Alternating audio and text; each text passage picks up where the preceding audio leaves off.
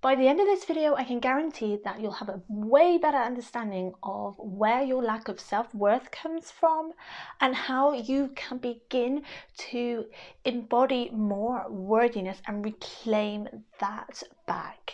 Hello, welcome back to my channel. My name is Christina, and if you are new here, don't forget to hit that subscribe button and the bell notification, because it's my mission to share my message as far as possible and help you reclaim your power and your true self. So why do we feel like we are not inherently worthy?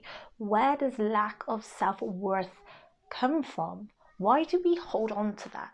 Because self-worth beliefs are a deep-rooted subconscious belief that we've held on to, and that actually does get stuck in the body and gets stuck in the nervous system because our body remembers things. The body is very powerful, but our minds are where a lot of our subconscious beliefs are held to, and it's all intrinsically connected, because the brain, the mind, is connected to the nervous system of the body. So where does this lack of self-worth come from? Your unworthiness. It's all our experiences that we went through as a child.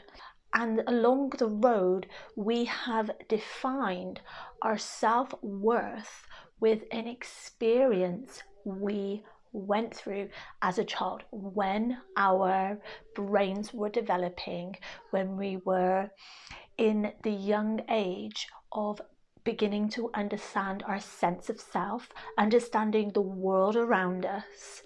And this is when our subconscious beliefs start to form. Our main beliefs are based on our external world, what our external world is telling ourselves about ourselves. And if our needs weren't met from the external world, from our parents, then we internalize that, and our sense of self gets formed, and our ego attaches to those times when our needs weren't met, and we form our worthiness based on those experiences. I hope you are with me on this, because it can get a little bit confusing now and again. So when we have formed what we inherently tie our worthiness to, this could be something like we feel worthy if we feel loved. We feel worthy if somebody desires what we have to offer. Or we feel worthy if we are able to show up in the world that has some kind of thing to offer, some value to give. And so we've tied our sense of worthiness to maybe a negative experience where we felt we wanted to give some value, or feel like we wanted to show up in a way as a child, and that was pushed away.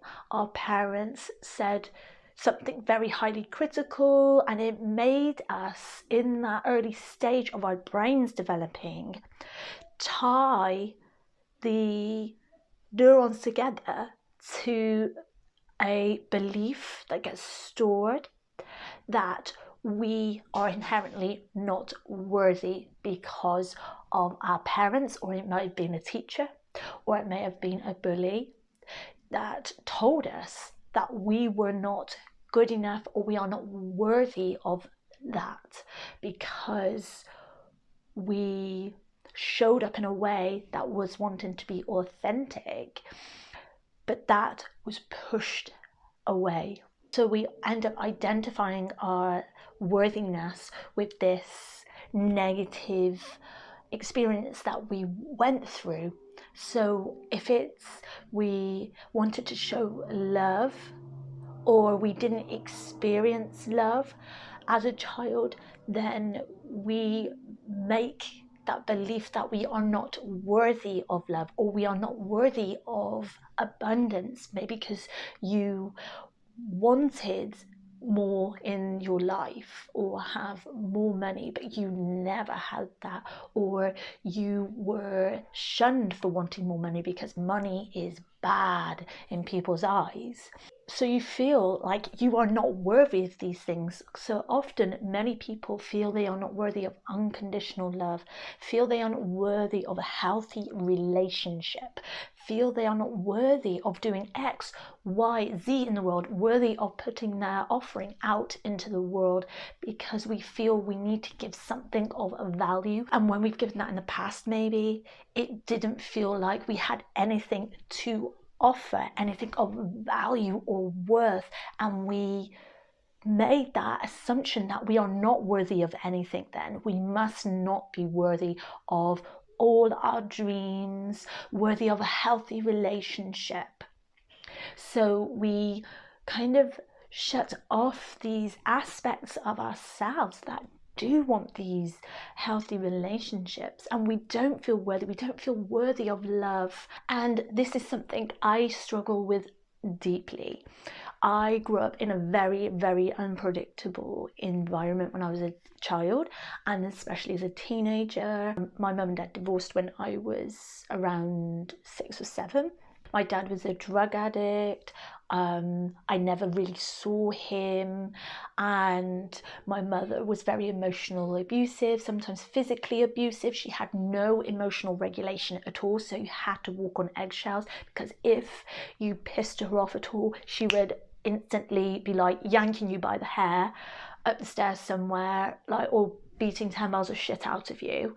And so I tied my sense of self and my self-worth to all these negative things that went on in my life. And me and my sisters, we have spoken about like these experiences we went through, and we realized we all three of us struggle with worthiness, not feeling like we are good enough. And so to overcompensate with that, we try to get things right. We try to mine is, I'm trying to be perfect. If I get it right, then I'm worthy of that. If I do it like such high expectations, then finally I'm worthy of whatever the thing is I was trying to get right in the beginning. So often it's when we've been through a childhood experiences that we've identified our ego is stuck in the past with the limiting belief and the lack of self-worth in a childhood experience. And the thing here is compassion and self-love. This is the key to reclaiming your worthiness. And this is a journey I've been on. I've been reconnecting with my inner child a lot more. I sit in meditation and visualization with my inner child. I talk out loud positive affirmations to myself and to my inner child. And that's like really supported me in feeling more worthy, because when I don't feel worthy of things, I tend to self-sabotage as well, because we don't feel like we are worthy of it. So let's just go back to that old limiting belief and be back to square one, because I'm not worthy of abundance, I'm not worthy of love or the healthy relationship, whatever your lack of worth may be identified with.